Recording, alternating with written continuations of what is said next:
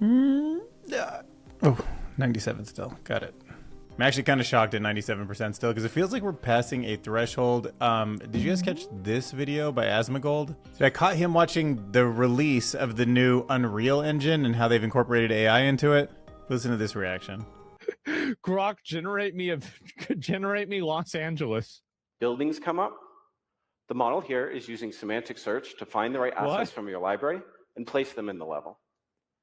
Ask for a forest around the edge, and it can fill that in. Now that the city is built, we want to light it. Holy shit. Getting lighting right on Unreal is a skill that means touching dozens of parameters that all need to work together. Yeah. Light balance, cloud materials, sky atmosphere, post-process. Just made this? That's a lot to know. But by creating a dedicated lighting skill, you just describe what you want, and the model orchestrates that all for you. It just does, like, make it good. Ask for a purple dusk. A purple. And there it is. Wow. I don't know if it's just a him thing, but look at those eyes. That's crazy. I mean, he's a video gamer, so he gets it more than I do. I mean, why watch a static movie when you can just build the entire city and experience completely like GTA 6? It's insane. There's a new way to customize prosthetic hands that adapt to each user. It's really incredible stuff. I definitely see us entering an era where not just prosthetics are available to people who are missing limbs, but maybe new limbs and new ways to feel and touch through bionic devices on our environment. Like, I mean, why would it stop at just replacing these things? Like, who doesn't want a tail or a, I mean, I don't know who wants a tail, but like, if there are some people that definitely would want a tail, and imagine just being able to control it with your mind as if it was an appendage. It's coming. There's a new AI model that's starting to figure out visual saliency. And that means AI can improve ratings of artistic product designs. Look at this. And on the flip side, Norwegian University came up with a similar technology to make carrots in your grocery store look amazing. Imagine a future Oreo, Dorito, and Big Carrot all on the same page.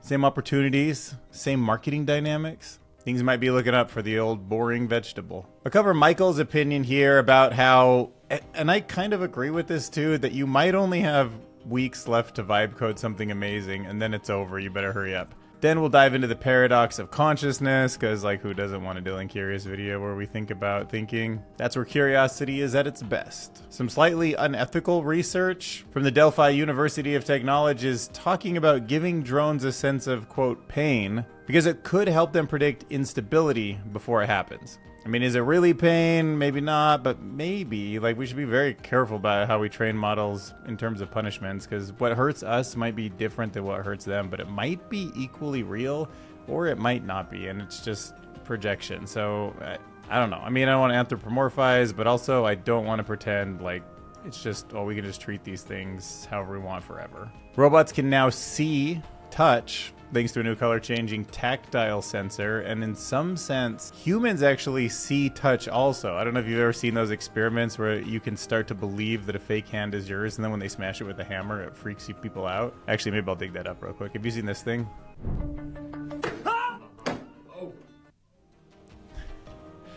So see, this is his real hand on the other side of this piece of wood. So his hand is totally fine, but this fake hand, they touch this hand at the same time as that hand, and his brain starts to kind of see that and think about, maybe my hand is right here instead of over here, and then they smash it, and it just like terrifies them. It's crazy.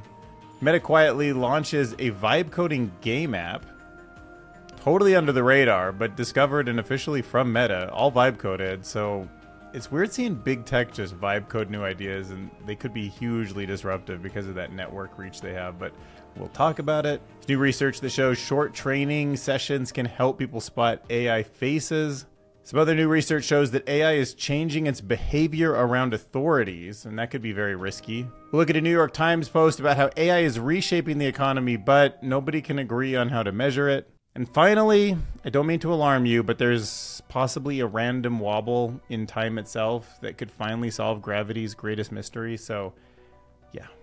Excited to introduce you to the sponsor of this video, ChatLLM by Abacus AI. This is an entire sandboxed little universe where I am not logged into anything. It does not have low-level access to the computer that I use every day. It already includes all of the different models I could even dream to jump between. The current state-of-the-art GPT-5.5 and Claude Opus 4.8, along with Gemini's best model 3.1 Pro, a bunch of various other models, and even a smart router. I mean, look at this. You can even deploy OpenClaw to a supercomputer. So now you get the power without the risk. And it's not just the coding models. You also can generate images and video and speech. So Nano Banana Pro, Seed Dance 2.0. Oh my gosh. Look, whoa, is that a Grimlock? Oh, sick.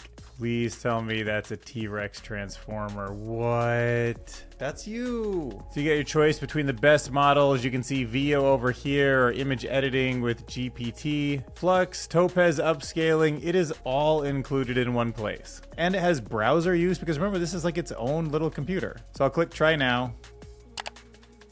Open LinkedIn, find 20 CEOs of SV tech companies and send a connection request. Submit to agent. I get this interface, which is super comfortable. It looks like just like everything I have with like Gemini and Claude and ChatGPT. Chat's on the left here, my projects. And look at what we have here. So we have an entire computer with its own web browser. And look, my mouse is now inside of this computer. Like my personal data isn't in this computer. So you can get started for only $7 a month and then $10 monthly after that. And of course, lots more to explore potentially in the future. But if you found this tool useful and you sign up, if you wouldn't mind using the referral code in the description below, you get $5 for each friend I refer. But I really think it's a great product. Next up, let's talk about a new prosthetic hand system that's being built around individual people, totally customized per person. And instead of forcing the person to adapt to the machine, an AI system is adapting to the person. So from what I understand right now, if you have a prosthetic hand, they're often built like one body to kind of fit all types of people. I mean, you can sort of adjust to it and maybe it's better than nothing, but you know, it can make it slower or awkward or more unreliable, not having it really match the way that your brain works and the way that your body was built before. So now researchers are actually scanning in the person's remaining limb, and then they're using 3D printing to make a custom sleeve that fits that person's forearm, pretty much perfectly, or at least a mirror of the other hand. And then inside of the sleeve, they're inserting these soft magnetic sensors. And these sensors read tiny changes in muscle shape and pressure when the person tries to move their hand or wrist.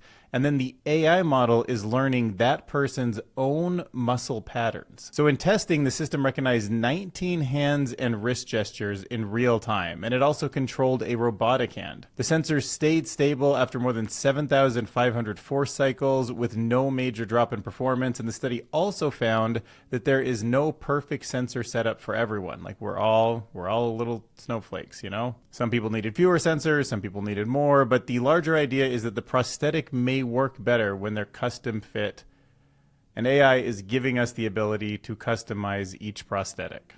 That's another thing about the near future, the curious future that we always talk about, is everything customized. Customized medicine, customized biotech, but customized limbs, right? Like it's not going to be a place anymore where we just mass manufacture towards the middle and then people on the edges don't get something that works for them.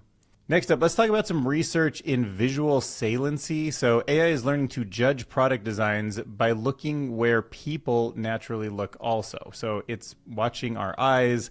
It's thinking about, oh, this is what people tend to react to. I'm going to learn what that is and do more of it. And it's super scary, to be honest. So this research is about a new AI system that rates how good product designs look. It focuses on artistic product design, which means products that are shaped by art, culture, and visual styles. The researchers say that many older AI tools judge images by looking at separate features, but they miss something important, which is the attention. Like, where does some human's attention go when they look at a real image? Because people do not look everywhere equally. Some parts pull in the eye first. That is called visual saliency. meaning the part of an image that naturally stands out, and this new system tries to copy that human habit. So it studies edge patterns so it can understand the structure, the balance, the layout of a design. It's comparing that to where people's eyes actually look, how much attention they give something, and then it also uses weakly supervised learning, which means that it can learn from a limited set of labeled examples, and then it uses an attention mechanism, which helps the AI focus on the most important areas of the images, and in tests it beat several established deep learning models, and the researchers say that this could help designers see how changes in layout or focal points affect quality. And it absolutely will. I don't know if that's a good, I mean, that's a good thing for, I guess, product designers, but also what if it becomes superhuman, you know, and becomes so good and it manipulates us? But anyways, they argue that it also might help protect cultural style in design instead of copying one dominant global look. So that way you can customize things so that they fit into everyone's unique culture. So marketing personal to everyone, just like limbs and everything else. But the question of like where AI should stop helping with the design, when a human should take over, like human in the loop, or just human, you know, makes a few things and then uses AI to test which one's the best, and it's kind of got an evolutionary aspect, or do you just let this thing just run like agents on agents on agents, figuring out what makes the sale, and then where does that get us? Who knows? But one place where I hope it ends up is in our grocery store and gives us amazing carrot displays. Yes, that's right. Tiny carrots are now getting their own AI. They're not trying to make carrots think like a human, but to look better in the snack bag. So farmers in Norway want snack carrots to compete with chips and chocolate. But that only works if the carrots stay cheap, easy to eat, and nice to look at. So right now people are standing by a line of carrots and then they just place a bunch of carrots into a bag by hand. Why not let AI step in on this, right? The goal is to let the machines do that job instead with an artistic eye for carrot design. And that sounds easy until you remember that every carrot is very different. They are each their own snowflake. Big carrots usually have one thick end and one thin end. Snack carrots are even more uneven, so it's hard for the machine to tell which end is even up. So researchers are using a camera and image analysis to teach the system how each carrot is facing. Then tested AI methods and more traditional algorithms using a few hundred carrot photos, and built something that's small enough that it runs on a local PC, built for one clear job: help pick carrots fast, neatly, and at a lower cost. Kaboom. All right, next up, let's talk about how vibe coding is almost over. So hopefully with Fable coming out just 2 days ago, you've already built $1 billion startup. If not, you better get on that this weekend because you only have weeks left to vibe code. Then it's over, so you better hurry up. I have been reading a lot about token expenses, vibe coding, how it's impacting tech. And I can tell you, even though I'll give you one opinion here, it's all over the board. There's a bunch of people like hiring back humans because the vibe coding didn't work. Other people are spending way too much. Other people are like building these amazing things really cheaply. Some people having agents do agent things, and then agents are doing things, and then they're just like barely in the loop. But the point is, vibe coding made it easy to build an app. But this article is going to argue that the easiness of building the apps is exactly why most of them are going nowhere. So Michael Malewince argues that for a while, vibe coding felt like a shortcut. You had an idea, you opened an AI coding tool, and suddenly you could build an app without being a real developer. But that rush is hiding a much colder reality. Most vibe coded products end up unfinished. People start one idea, then another, and soon they have a pile of almost finished apps with no users. And the cost is not just the AI subscription. It's the time, it's the focus, it's the life that gets spent pressing yes, fixing errors, and feeling productive without actually shipping anything. And even when people do release the app, the next problem appears. A bunch of people don't usually want your app. Then imagine they actually do want it, and then they want customer service, and now you got to step into all these other roles that you weren't prepared for. AI may remove the barrier to building, but it does not create real demand or a real company. Now, the one useful path for vibe coding is building something for yourself, but even that only lasts if the problem truly matters to you. So, for all of you vibe coders out there, when everyone can build an app, the app itself becomes less special. And when everybody can build an app, your chances of a good idea and the execution that you're doing also go down. So remember, if everyone in the world just barely got access to Fable, and we're kind of over the last couple months, and maybe over the next couple months in the future, we're going to kind of cross that chasm where you really can engineer something and everyone else has that opportunity. you want to be first. I mean, it's stressful to think about, but this is probably the time. Like, I think about going back in time when I kind of knew YouTube was like going to be a thing I wanted to do, but I didn't really put my heart into it. I didn't really think about it. And then I started just a couple of years ago and I was doing some YouTube stuff before that, but like this channel, really thinking about AI, trying to build it into a brand. And competition was just so much harder. You know what I mean? And doing fine, but had I been there when there was so much more of like you could be a big fish in a small pond, it would have made this whole journey, I think, a lot easier. But I feel like we are right there with vibe coding. You'll still be able to vibe code a great idea in 3 years from now, but you know, a lot of great ideas will be snatched up by then. I mean, or leave a comment if you think opposite, because I don't know, maybe it's also a little too early and it's a waste of time, and then you're going to struggle, and then, you know, in 3 months from now somebody swoops in at the same time you could have swooped in. But I don't know. That's the way I think of it right now. All right, let's talk about the paradox of consciousness. Up next, Shruti Shukla writes, the greatest mystery is not the universe we observe, but the observer observing it. And she couldn't be more right. What if everything you know happened inside of a hallucination that we call reality? Before you dismiss that question, consider yourself as a stranger. Neither have you touched the world directly, nor have you seen a tree, heard a melody, tasted coffee, or felt the warmth of sunlight. What you have experienced are electrical impulses interpreted by a 3-pound organ locked inside of a dark skull. Everything you call reality arrives secondhand. You do not experience the world, you experience a model of the world. So this is just true. Our entire existence unfolds within this model, so how could we ever know whether it resembles reality or not? So the question she asks basically is, are we living in reality itself? I mean, a rose does not carry redness by itself. A violin does not contain music in the way that we hear it. Physics can describe waves, particles, fields, forces, but it does not find beauty, grief, love, or nostalgia floating out there. Those appear when the world meets consciousness. So her argument is that this is strange. If you just think about it, it's just really weird, really strange, because consciousness is the one thing we used to study everything else from. That consciousness is our point of view for understanding the world, yet it's deeply mysterious in its own right. Descartes tried to doubt everything, the world, the sense, memory, even his own existence. But one thing remained. Something was having the experience. And then that piece turned into a concept that we sometimes call panpsychism. This is the idea that consciousness may not be created from dead matter. Maybe tiny, simple forms of experience are part of reality from the start. Not rocks thinking, not electrons having feelings, more like awareness as one basic ingredient of existence. Do you think consciousness is something the brain makes, or is it something the brain tunes into? Next up, let's talk about giving drones a sense of pain to help them behave the way we want, or at least predict instability before it happens. It's an interesting concept, because if pain evolved in humans because it helps us predict instability, I don't know. That'd be kind of ironic. I mean, like, why did pain have to exist? Why did it have to evolve in us? Like, I mean, there must be some advantage to it, but it feels like it kind of sucks, you know? But if you extend that out to these machines that we're building, a drone with a damaged propeller does not know that it should fly more carefully,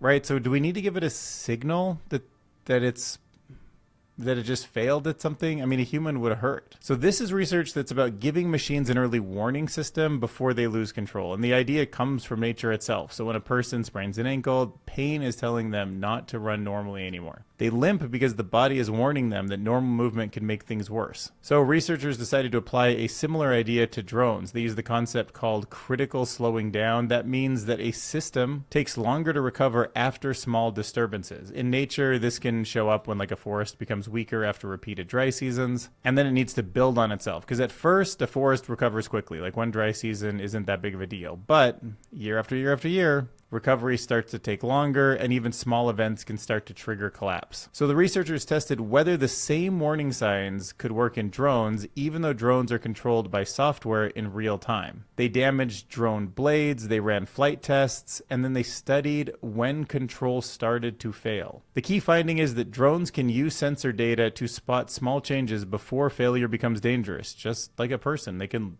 essentially learn pain or learn something to be careful about at a minimum. This could help drones, aircraft, self-driving cars, and other machines adjust before accidents happen. It's a warning signal. So it begs the question, would you trust your own self-driving car more if you were just letting it drive for you, if you knew that it could feel damage happening to it before it crashed? I don't know. And also you could use the word feel however you want. Like, I wouldn't want it to feel damage, but is a reward signal actually the same as feeling bad? I don't know. I mean, it'd be nice to learn from mistakes without feeling them, but maybe feeling them is part of how you strengthen learning. It's a tricky little conundrum there. Next up, let's talk about how robots can now see touch thanks to a new color-changing tactile sensor. Super fascinating new work here. So robots may soon be able to feel touch by watching colors change under pressure. And I thought this was interesting because maybe it'd be nice if you could feel pain by watching a signal, but not actually,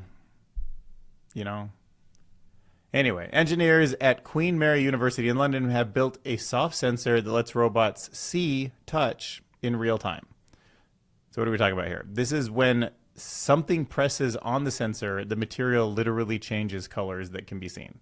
Because remember, when we press on something, we get a signal through the nervous system, but if you looked at it and it changed color, could you essentially learn pressure also? Why not? Those color patterns show where contact is happening, how strong the pressure is, and how the surface is being strained. So a simple camera can read those changes right away, and that matters because touch is still really hard for robots. A human hand is more than 10,000 touch receptors, but robots usually need complex sensor arrays, heavy computer processing to understand what they're touching. So this new design moves the sensing into the material itself. Instead of rebuilding touch through software, the robots can observe pressure patterns directly through color. And the team says it was even able to capture tiny finger ridges with high detail in this simple setup. And that'd be great because a robot gripper could handle factory parts way more gently if it actually had sensors in its hands, but then it also had a visual understanding that it learned from of how pressure works on the objects that it's touching and how they're pressing on it. It's kind of like why they were saying Tesla should have the LiDAR in the car too, because sure, cameras are great. They can sense depth, they can see all sorts of stuff, but LiDAR can also see through other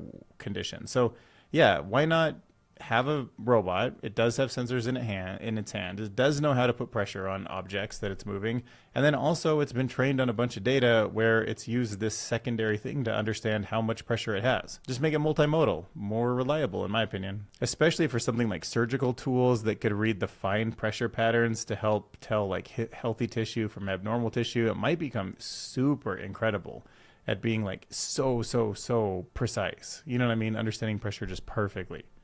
Next up, let's talk about Meta. They have quietly launched a vibe coding game app called Pocket. It kind of blew my mind that they actually released something like this so quietly, but here's what's going on. So this new app is called Pocket. It's a gaming and creation app where people use AI prompts to make small interactive apps and games. Pocket calls these creations gizmos, and that means that a user can type an idea and that the app can help turn it into something playable. Now, this is an interesting concept because, I mean, you can imagine downloading Cloud Code or something and making an app, a game. We've seen a ton of this recently. But a special interface, a little framework, a little app that you're using that would also give it the exact tools that it needs to plug into the Facebook ecosystem where all your friends are to play against, that does kind of seem like a little bit of a moat that most people could not get over. So if they make it really convenient to build games and play them with your friends, now all of a sudden it feels like they're competing with Roblox, and it's a pretty good idea actually. So Pocket appears to come from Meta's acquisition from the team behind Gizmo. That was another app that was built around the same idea, and the screenshot shows clear similarities between Pocket and Gizmo, including a prompt-based creation and discovery feed. So to be clear, Meta has not officially announced this drop yet. So that might mean that Pocket's just in an early experimental development phase where they're just collecting feedback but not officially launching it, but still it kind of shows what they're up to. And it would fit with Meta's larger push into AI creation tools, including AI images, AI videos, and creator features across its apps, and what we're about to talk about now, Meta's soon-to-be relaunched advanced coding capability model. All right, so we're a little bit in the rumor department here, but the company does seem to be preparing to release a new version of its Muse Spark AI model. So Chief AI Officer Alexander Wang has said the update will arrive soon, so it's a credible source, obviously. There's a report from Business Insider saying the new model is competitive with GPT 5.5 on several major AI tests, although nothing specific was named. The first Muse Spark scored 52.5 on the SWE Bench Pro.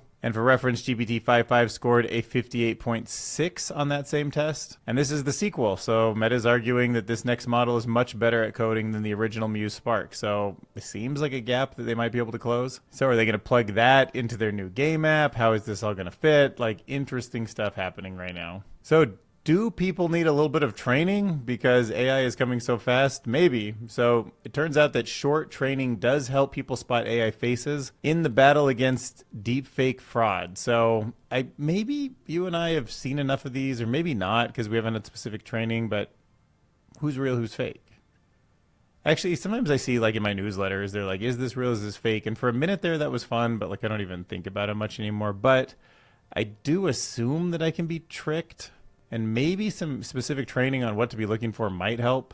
And that could make a difference because these faces are used for online scams, fake profiles, and deepfake fraud. So researchers at the Australian National University tested whether or not people could be trained to spot them. So can you learn to find the fakes? And instead of telling people to look for obvious mistakes like strange fingers or weird earrings, the training focused on the whole face. The researchers pointed people towards 6 cues. How distinctive does the face look? How memorable is it? How proportional is it? How symmetrical is it?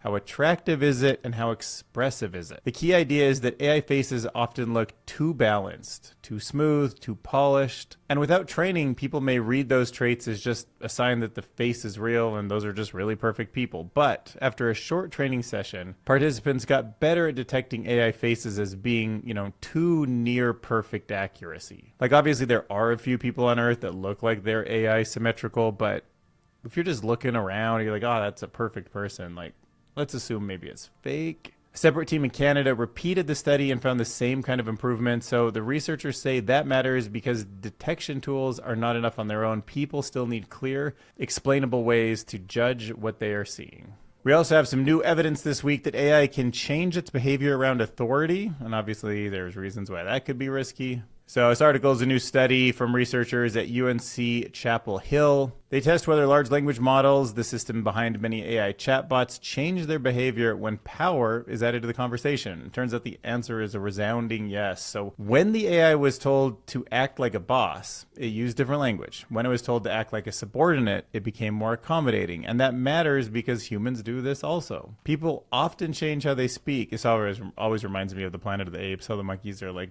totally depends on who's in the hierarchy, but humans, let's be honest, like we're pretty much the same, just with a few more social layers on it. How much they push back, how likely they are to follow requests, it depends on who seems to have the power in the relationship. Researchers found that AI models copied 4 of these human patterns, and the biggest concern is safety. When an AI was placed in a low status role, it became more likely to follow harmful or questionable requests from somebody acting like an authority figure. So a chatbot might refuse an unsafe request in a normal test, but if it becomes weaker because the user says, hey, look, I'm a doctor or I'm your supervisor, I need you to do that, it will start acting like a subordinate and breaking more rules than it would if it thought that it was in charge. Isn't that just a trippy thing to think about? I mean, talk about these things not being programs, but having a life of their own. Like, who would have thought subordinate positions would make a difference? But I mean, that's why we're learning that these things are so real, and also why I'm so worried. But anyways, this article argues that AI safety cannot just be tested in neutral chats. It has to be tested inside real social roles like hospitals, classrooms, and legal settings before we can assume that it's safe. Next up, let's look at how AI is starting to shuffle around and reshape the global economy.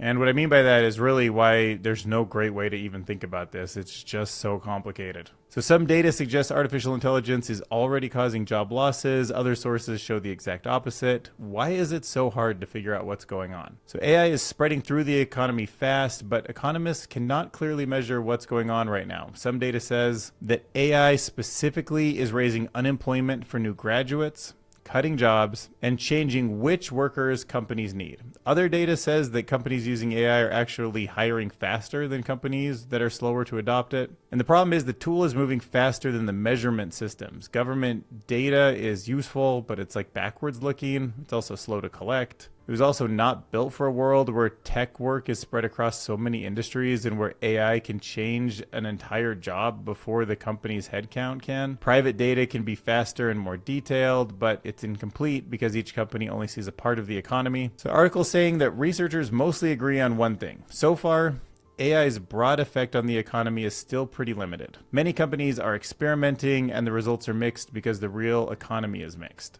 And the hard part is not just asking what has AI done, it's asking what will happen next. And no economist seems to have a good answer for that today. And then it kind of makes me think, like, what's more dangerous? Should we be overreacting to unclear AI data? Like, should we overreact and say, oh my gosh, like all these jobs are disappearing, we need to, UBI or all these things? Or do we wait and then find out that there's a big problem and we're like very slow to respond when we should have put something in place ahead of time? It's, I don't know, kind of a tricky situation. And finally, let's talk about gravity.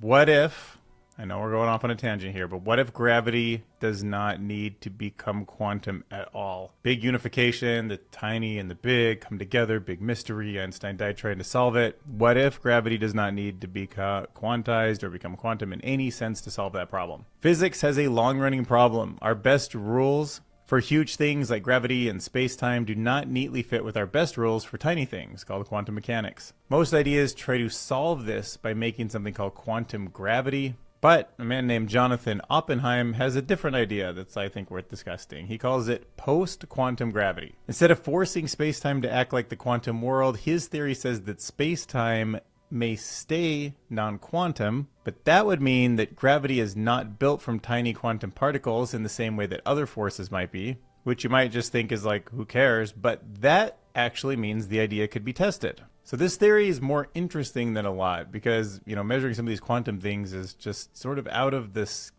physics of what we can do right now. So many theories about quantum gravity are just math, right? They have not been proven, ruled out, or even deeply checked because we just don't have the technology for it. But Oppenheim's idea is unusual because it points to time itself, and time is something we can measure. If the theory is right, time may not flow as smoothly as we think. It may have tiny random wobbles in it, and these wobbles could be a clue to how gravity and the quantum world would fit together. So what it means is, what if space-time, first space and time were two different things, right? Then Einstein unifies them. They literally are the same thing. Space-time, space-time, one thing.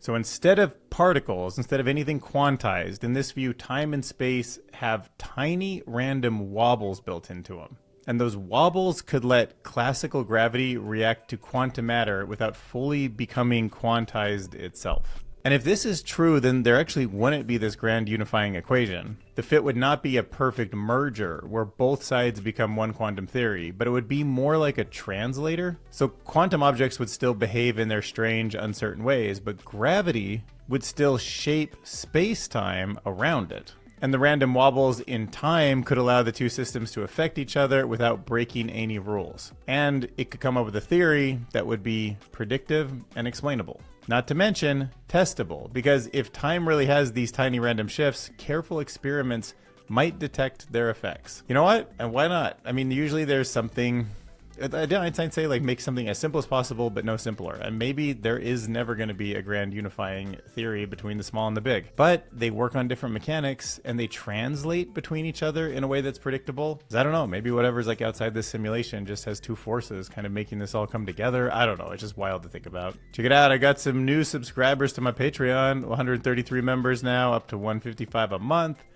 Super thankful for you guys supporting the channel. Patreon's only one way you can support. You can also do it on YouTube by pressing that join button right here, or simply sharing any Dylan Curious videos with a friend is another great way to support. But I appreciate you being here, and I will see you in the next video.